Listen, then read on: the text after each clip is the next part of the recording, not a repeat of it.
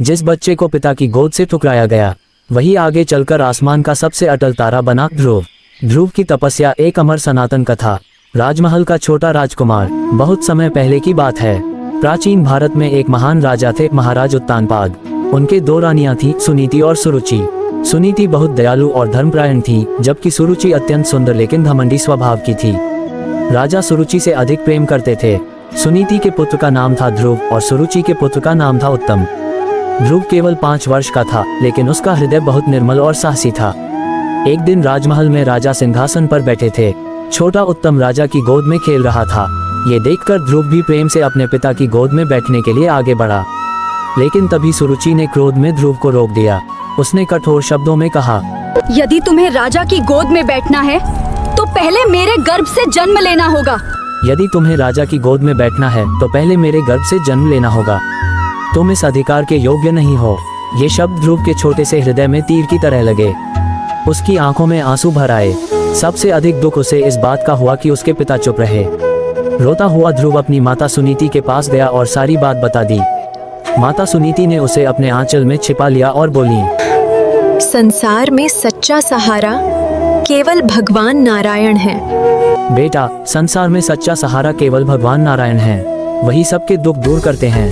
ध्रुव ने आंसू पोंछे और दृढ़ स्वर में कहा, मैं भगवान को प्राप्त करूंगा। मैं ऐसा स्थान पाऊंगा जिसे कोई मुझे छीन न सके। माँ, मैं भगवान को प्राप्त करूंगा। मैं ऐसा स्थान पाऊंगा जिसे कोई मुझसे छीन न सके। एक 5 वर्ष के बालक के मुख से ऐसे वचन सुनकर माता भी आश्चर्य में पड़ गईं। उसी रात ध्रुव चुपचाप राजमहल छोड़कर वन की ओर निकल पड़ा। वन की ओर यात्रा और नारद मुनि। घना जंगल, चारों ओर अंधकार, जंगली पशुओं की आवाजें, लेकिन ध्रुव के कदम नहीं रुके। उसके मन में केवल एक ही संकल्प था, भगवान विष्णु के दर्शन। तभी मार्ग में देवर्षि नारद प्रकट हुए। उनके हाथ में वीणा थी और मुख पर तेज चमक रहा था। नारद जी ने प्रेम से पूछा, बालक, इतनी छोटी आयु में तुम इस भयानक वन में क्यों आए हो? इतनी छोटी आयु में तुम इस भयानक वन में क्यों आए हो? ध्रुव ने हाथ जोड़कर सारी बात बता दी। नारद जी बोले, बेटा, तुम अभी बहुत छोटे हो। वन में तपस्या करना अत्यंत कठिन है। वापस महल लौट जाओ। लेकिन ध्रुव का निश्चय अटल था। उसने कहा, यदि भगवान की प्राप्ति कठिन है तो मैं कठिनाई भी सहूंगा, लेकिन बिना भगवान को पाए वापस नहीं जाऊंगा। नारद मुनि प्रसन्न हो गए। लेकिन बिना भगवान को पाए वापस नहीं जाऊंगा। ध्रुव की दृढ़ता देखकर नारद मुनि प्रसन्न हो गए। उन्होंने ध्रुव को भगवान विष्णु का पवित्र मंत्र दिया। ओम नमो भगवते वासुदेवाय। ओम नमो भगवते वासुदेवाय। नारद जी बोले, मधुवन में जाकर इस मंत्र का जप करो। भगवान अवश्य प्रसन्न होंगे। ध्रुव ने गुरु को प्रणाम किया और तपस्या के लिए आगे बढ़ गया। कठोर तपस्या। मधुवन पहुंचकर ध्रुव ने भगवान विष्णु का ध्यान आरंभ किया। पहले महीने वह केवल फल खाता और मंत्र जप करता रहा। वासुदेवाय। दूसरे महीने उसने केवल पत्ते खाना शुरू किया। तीसरे महीने केवल जल पीकर तप करने लगा। चौथे महीने उसने जल भी त्याग दिया। धीरे धीरे ध्रुव एक पैर पर खड़े होकर ध्यान करने लगा। उसकी तपस्या इतनी प्रचंड थी कि देवताओं तक का मन विचलित होने लगा। इंद्र देव घबरा गए। उन्होंने अनेक मायाएं भेजी। भयानक राक्षस, तेज तूफान, डरावनी आवाजें, हिंसक पशु, लेकिन ध्रुव की आंखें बंद रहीं। उसके मुख पर केवल भगवान का नाम था। पूरा ब्रह्मांड उसकी तपस्या की शक्ति से कांपने लगा। देवता भगवान विष्णु के पास पहुंचे और बोले, प्रभु, यह बालक महान तप कर रहा है, कृपा करके उसे दर्शन दें। भगवान विष्णु का प्रकट होना। एक दिन अचानक मधुवन दिव्य प्रकाश से भर उठा।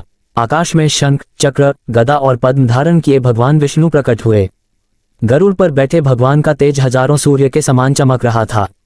ध्रुव ने आंखें खोलीं और सामने स्वयं भगवान को देखकर स्तब्ध रह गया। वह कुछ बोल ही नहीं पाया। तब भगवान विष्णु ने अपने शंख से ध्रुव के मस्तक को स्पर्श किया। तुरंत ध्रुव के मुख से दिव्य स्तुति निकलने लगी।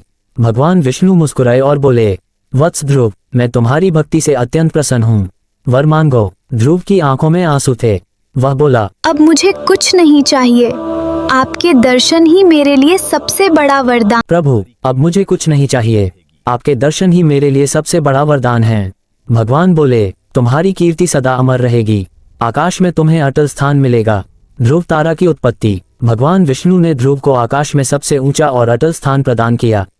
आज वही ध्रुव तारा कहलाता है।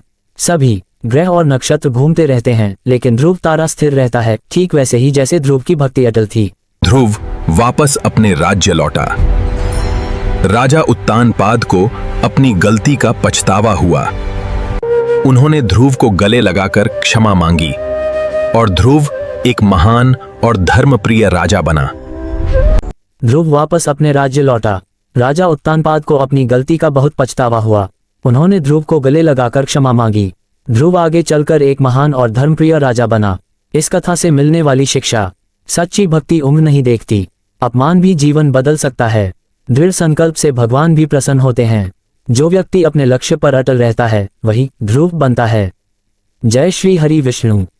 स्वागत है आपके अपने चैनल पर। अगर आपको सनातन धर्म पुराणों की कथाएं पसंद हैं तो वीडियो को लाइक, शेयर और सब्सक्राइब जरूर करें। जय श्री हरि विष्णु।